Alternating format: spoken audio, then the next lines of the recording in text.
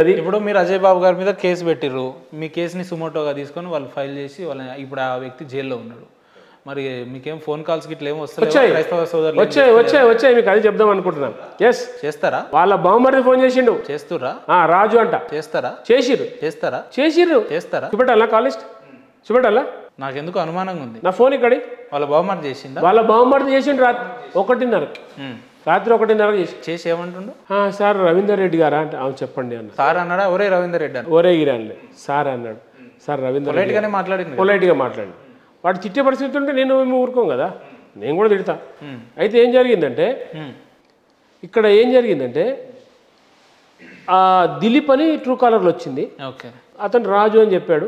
Sir నేను అజయ్ కుమార్ వాళ్ళు బావమరిదిని sir, ఇట్లా మా బావగారిని ఎవరో పోలీసులు తీసుకెళ్లారు, మీకేమైనా తెలుసా సార్ అన్నాడు.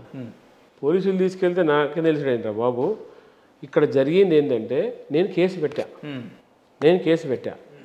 నాలాగా ఒక 20 మంది కేసు పెట్టారు రాష్ట్రం అంతా కూడా.